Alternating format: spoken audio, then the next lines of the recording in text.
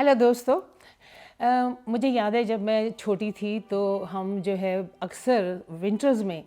बाहर बैठ जाते थे टेरेस पे, या ये कि अगर आप सहन है या इस तरह और वहाँ पे बैठ के सर्दियों में स्पेशली, और वहाँ पे बैठ के मूली गाजर खाते थे और सनशाइन खूब धूप लेते थे।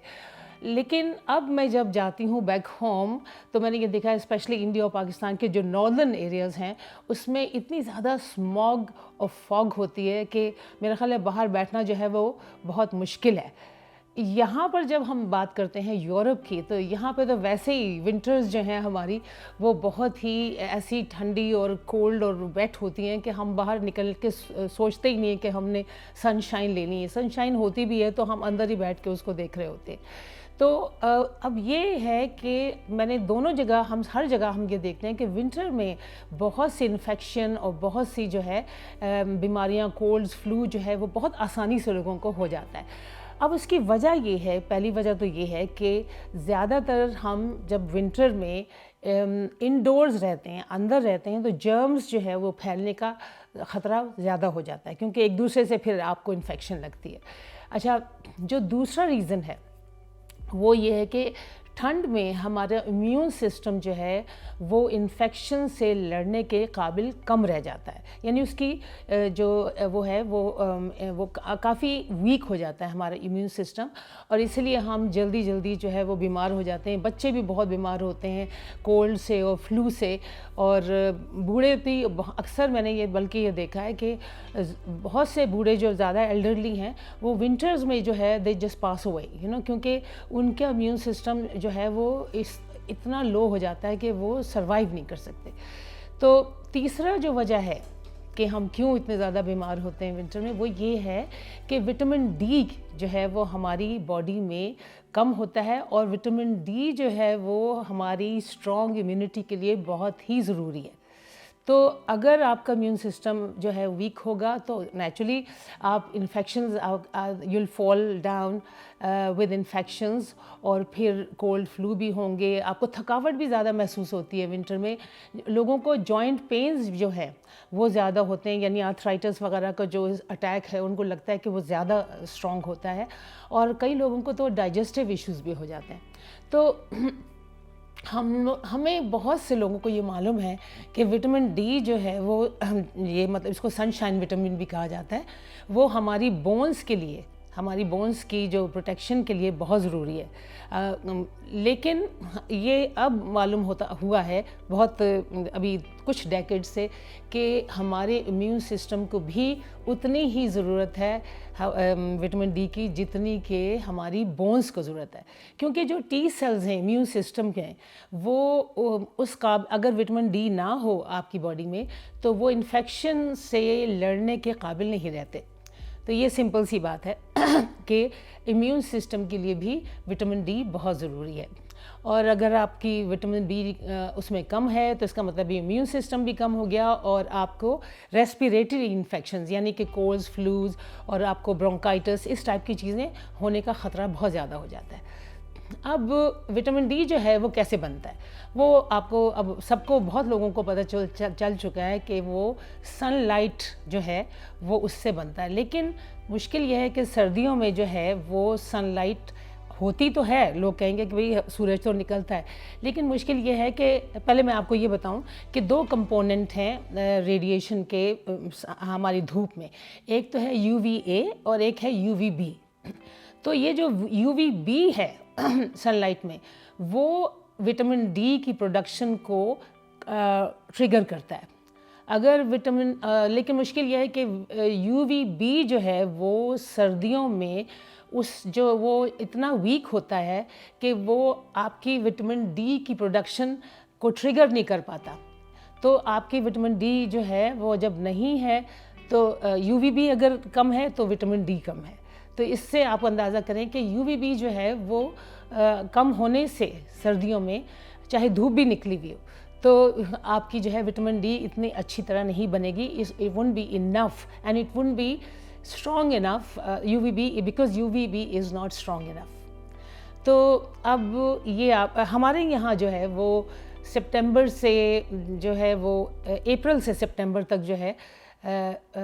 यूवीबी जो है काफ़ी स्ट्रॉन्ग होता है इन कंट्रीज़ में। और मेरा ख़्याल है जो हॉट कंट्रीज़ हैं उसमें तो और भी ज़्यादा उनकी विंडो होती है, लेकिन हमारे यहाँ छोटी सी विंडो है जिसमें काफ़ी विटामिन डी जो है विटामिन डी बनता है, क्योंकि यूवीबी जो है वो स्ट्रॉन्ग है सनलाइट में। अब यहाँ तो बहुत बड़ी ये एक इशू है। आप ये देखिए कि हर 6 या 7 में लोगों में से एक को जो है वो विटामिन डी की कमी है हमारे यूके में। और मेरा ख़्याल है जो हॉट कंट्रीज़ हैं आप समझेंगे कि वहाँ नहीं होगी, लेकिन मुश्किल ये है कि वहाँ पे जब सूरज निकलता है तो लोग हेड टू टो जो है वो अपने आप को कवर कर लेते हैं। वो कहते हैं कि भाई धूप की एक किरण भी जो है हमें ना छू पाए। और बहुत ज़्यादा ये इस बात को वहाँ कहा जाता है, वो धूप में ना निकलो क्योंकि जो है आपका रंग जो है वो काला हो जाएगा। तो ये तो बहुत ज़्यादा वहाँ सुनने में आता, और पता नहीं अब कम हो गया होगा, लेकिन बहुत ज़्यादा सुनने में आता था। तो लोग जो है वो धूप से बहुत बचते हैं। अब किन लोगों को ज़्यादा ज़रूरत है विटामिन डी की, वो हैं बच्चे जो हैं अंडर 5 ईयर्स ओल्ड, फिर एल्डरली जो हैं बूढ़े लोगों को भी बहुत ज़रूरत है, और हम जैसे डार्कर जिनके स्किन्स हैं उनको जो है वो यूवीबी रेज़ जो हैं वो विटामिन डी बहुत मुश्किल से करती हैं। और जितनी भी डार्कर स्किन ज़्यादा हो उतनी ही हमारी विटामिन डी की कमी हो सकती है, क्योंकि हमारा यूवीबी रेज़ इतने जो है ना वो आसानी से हमारे अंदर विटामिन डी नहीं क्रिएट करते। तो और इसके अलावा जो लोग वेजिटेरियन हैं, वीगन हैं, उनकी डाइट में भी जो है विटामिन डी कम होता है। और जो लोग फैक्ट्रीज़ में काम करते हैं, ऑफिस में काम करते हैं, सुबह से रात तक सूरज की एक किरण उनको नहीं छूती, उनको भी होने का ख़तरा है विटामिन डी की कमी का। और इसके अलावा जो है वो प्यूबर्टी जिन लोगों को, बच्चों को है, जो उस एज में है, ग्रोइंग एज में है, उसमें बोन्स के लिए, यहाँ बोन्स के लिए जो है वो कैल्शियम चूँकि है, कैल्शियम विटामिन डी की जो है प्रेजेंस में वो एब्जॉर्ब होती है आपकी बॉडी में, तो आपको विटामिन डी उन बच्चों को भी देनी पड़ती है। अच्छा,